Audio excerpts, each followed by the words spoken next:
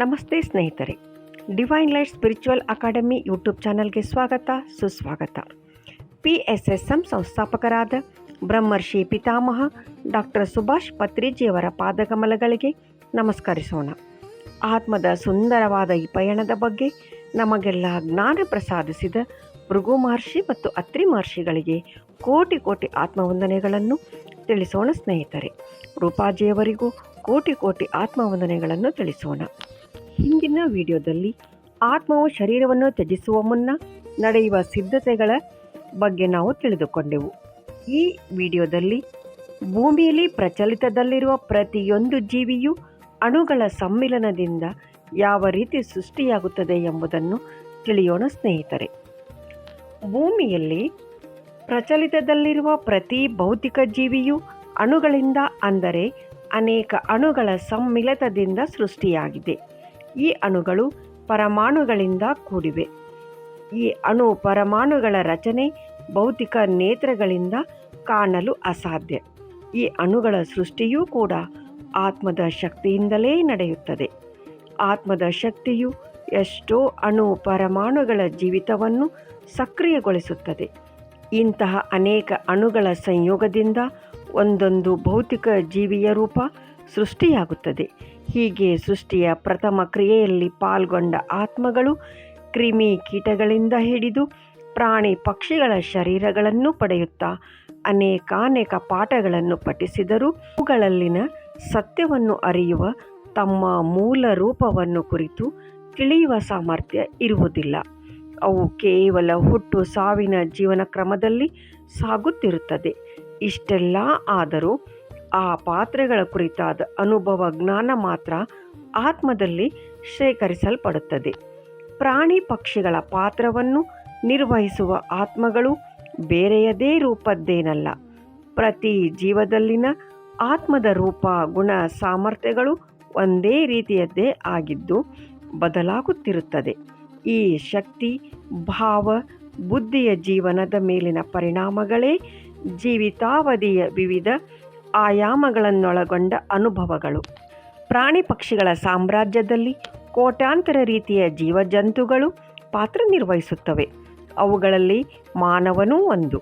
ಮಾನವನ ಜೀವನಕ್ಕೂ ಪ್ರಾಣಿಗಳ ಜೀವನಕ್ಕೂ ಕೇವಲ ಕೆಲವು ವ್ಯತ್ಯಾಸಗಳಿದ್ದರೂ ಮಾನವ ಜೀವನಕ್ಕೆ ಹೆಚ್ಚು ಪ್ರಾಶಸ್ತ್ಯ ನೀಡಲಾಗುತ್ತದೆ. ಕಾರಣ, ಪ್ರಾಣಿಗಳ ಮತ್ತು ಮಾನವನ ಆತ್ಮವು ಒಂದೇ ರೀತಿಯದ್ದಾದರೂ ಮಾನವನ ಜನ್ಮ ಪಡೆಯುವ ವೇಳೆಗೆ ಆತ್ಮವು ಹೆಚ್ಚಿನ ಪಾಠಗಳನ್ನು ಕಲಿತು ಹೆಚ್ಚು ಅನುಭವಿಯಾಗಿರುತ್ತದೆ. ಪ್ರಾಣಿಗಳಿಗಾಗಿ ಪಾತ್ರ ನಿರ್ವಹಿಸುವಾಗಿನ ಅನುಭವಗಳನ್ನು ಆತ್ಮವು ಅನುಭವಿಸುತ್ತದೆ ಅಷ್ಟೇ. ಮಾನವ ಶರೀರಧಾರಿಯಾದ ಮೇಲೆ ಆತ್ಮವು ಅದುವರೆಗೆ ಪಡೆದ ಅನುಭವಗಳನ್ನು ಪ್ರಾಯೋಗಿಕವಾಗಿ ಜೀವಿತಗಳಲ್ಲಿ ಅಳವಡಿಸಿಕೊಂಡು ಅವುಗಳ ಮುಖಾಂತರ ಹೊಸ ಹೊಸ ಜ್ಞಾನವನ್ನು ಪಡೆಯಲು ಬಳಸಿಕೊಳ್ಳುತ್ತದೆ. ಇದೇ ಪ್ರಾಣಿಗಳಿಗೂ ಮಾನವನಿಗೂ ಇರುವ ಪ್ರಮುಖ ವ್ಯತ್ಯಾಸ. ಆತ್ಮವು ಪ್ರತಿ ಜನ್ಮದಲ್ಲೂ ಅನುಭವಗಳನ್ನು ಶೇಖರಿಸುವ ಪ್ರಕ್ರಿಯೆಯಲ್ಲಿ ತನ್ನ ಸುತ್ತ ತಾನೇ ಅನೇಕ ಪದರುಗಳನ್ನು ನಿರ್ಮಿಸಿಕೊಂಡು ಆತ್ಮದ ಪ್ರಜ್ವಲತೆಯನ್ನು ಕಳೆದುಕೊಂಡಿರುತ್ತದೆ. ಮಾನವ ಜನ್ಮದಲ್ಲಿ ಬಂದ ನಂತರ ಈ ಪದರುಗಳನ್ನು ಕಳಚಿ ತಾನು ಮತ್ತೆ ಪರಿಶುದ್ಧ ಆತ್ಮನಾಗಬೇಕೆಂಬ ಪ್ರಜ್ಞೆ ಮೂಡುತ್ತದೆ. ವಿಶ್ವದ ಪ್ರತಿ ಕಣವು ಆತ್ಮದ ಶಕ್ತಿಯಿಂದಲೇ ಚಲಿಸುತ್ತದೆ. ಹಾಗೆಯೇ ಮನಸ್ಸು ಆತ್ಮದ ಒಂದು ಭಾಗ. ಪ್ರತಿ ಕಣವು ಮನಸ್ಸಿನಿಂದ ಪ್ರಭಾವಿಸಲ್ಪಡುತ್ತದೆ. ಮನಸ್ಸು ಭಾವನೆಗಳನ್ನು ಹೊರಹೊಮ್ಮಿಸುತ್ತದೆ. ಈ ಭಾವನೆಗಳು ಆತ್ಮದ ಪಾತ್ರ, ಪರಿಸರ ಹಾಗೂ ಪರಿಸ್ಥಿತಿಗಳಿಗೆ ಅನುಗುಣವಾಗಿ ಉತ್ಪತ್ತಿಯಾಗುತ್ತದೆ. ಇದರಿಂದ ವಿಶ್ವದ ಪ್ರತಿ ಕಣವು ಮತ್ತೊಂದು ಕಣದೊಂದಿಗೆ ಭಾವನಾತ್ಮಕವಾಗಿ ಹೊಂದಿಕೊಂಡಿರುತ್ತದೆ. ಹೀಗೆ ಕಣಕಣಗಳು ಹೊಂದಿಕೊಂಡಿರುತ್ತದೆ. ಭೌತಿಕ ರೂಪದ ಒಂದು ಜೀವಿ ಸೃಷ್ಟಿಯಾಗುತ್ತದೆ. ಪ್ರತಿ ಅಣುಗಳ ಭಾವವು ಮೇಳೈಸಿ ಜೀವಿಯ ಭಾವನೆಗಳು ಉತ್ಪತ್ತಿಯಾಗುತ್ತದೆ. ಆತ್ಮವು ಮಾನವ ಜನ್ಮಗಳಲ್ಲಿ ಬಂದ ನಂತರವೇ ಅದರ ಶಕ್ತಿಯ ಅರಿವು ಮೂಡುವುದು. ಆದುದರಿಂದಲೇ 3 ಆಯಾಮಗಳನ್ನೊಳಗೊಂಡ ಈ ಭೂಮಿಯ ಅತೀ ಶ್ರೇಷ್ಠ ಜೀವಿ ಮಾನವ ಎನಿಸಿಕೊಂಡಿದ್ದಾನೆ. ಆದರೆ ವಿಶ್ವದಲ್ಲಿ ಮಾನವನಿಗಿಂತ ಶ್ರೇಷ್ಠವಾದ ಅನೇಕ ಜೀವಿಗಳ ವಾಸ್ತವ್ಯವಿದೆ. ಮಾನವನ ಜೀವನದ ಪಯಣವನ್ನು ಆರಂಭಿಸಿದ ಆತ್ಮವು ತಮೋ, ರಜೋ, ಸಾತ್ವಿಕ ಗುಣಗಳಡಿಯಲ್ಲಿ ಪಯಣವನ್ನು ಮುಂದುವರಿಸುತ್ತದೆ. ಈ ಮೂರೂ ಗುಣಗಳಲ್ಲಿನ ಪಯಣ ಆತ್ಮಕ್ಕೆ ಈ ಸ್ಥಿತಿಗಳಲ್ಲಿ ಪಡೆಯುವ ಅನುಭವಗಳು ಅತಿ ಮುಖ್ಯವಾದದ್ದು. ಈ ಸ್ಥಿತಿಗಳಲ್ಲಿ ಪಡೆಯುವ ಅನುಭವಗಳು ಕ್ರಮವಾಗಿ ಪ್ರಾಥಮಿಕ, ಮಾಧ್ಯಮಿಕ, ಪ್ರೌಢ ವಿದ್ಯಾಭ್ಯಾಸವನ್ನು ಪಡೆದಂತೆ ಆತ್ಮವು ಪ್ರತಿ ಸ್ಥಿತಿಯಲ್ಲಿಯೂ ಜ್ಞಾನವನ್ನು ಪಡೆಯುವ ಸಲುವಾಗಿ ಅನೇಕ ಜನ್ಮಗಳನ್ನು ಪಡೆಯುತ್ತದೆ. ಆದರೆ ಪ್ರತಿ ಆತ್ಮವು ಇಂತಿಷ್ಟೇ ಜನ್ಮಗಳನ್ನು ಒಂದೇ ಸ್ಥಿತಿಯಲ್ಲಿ ಪಡೆಯಬೇಕೆಂಬ ನಿಯಮ ಇರುವುದಿಲ್ಲ. ಜನ್ಮ ಪ್ರಕ್ರಿಯೆಯು ಲೆಕ್ಕಾಚಾರವನ್ನು ಖುದ್ದಾಗಿ ಆತ್ಮಗಳೇ ನಿರ್ಧರಿಸಿಕೊಳ್ಳುತ್ತವೆ ಮತ್ತು ಈ ಲೆಕ್ಕಾಚಾರವು ಕರ್ಮದ ಆಧಾರಿತವಾಗಿರುತ್ತದೆ. ಪ್ರತಿ ಜನ್ಮದಲ್ಲಿಯೂ ಆತ್ಮವು ಅನುಭವದ ಪಾಠಗಳನ್ನು ಅಭ್ಯಸಿಸುತ್ತಾ ಮುಂದಿನ ಹಂತಗಳಲ್ಲಿ ಪಾತ್ರ ಮಾಡಲು ದಾಪುಗಾಲು ಹಾಕುತ್ತಿರುತ್ತದೆ. ಪ್ರತಿ ಹಂತದಲ್ಲಿಯೂ ಆತ್ಮದ ಭಾವವು ಆಯಾ ಸ್ಥಿತಿಯ ಗುಣಗಳ ಫಲದ ಮೇಲೆ ಅವಲಂಬಿತವಾಗಿರುತ್ತದೆ.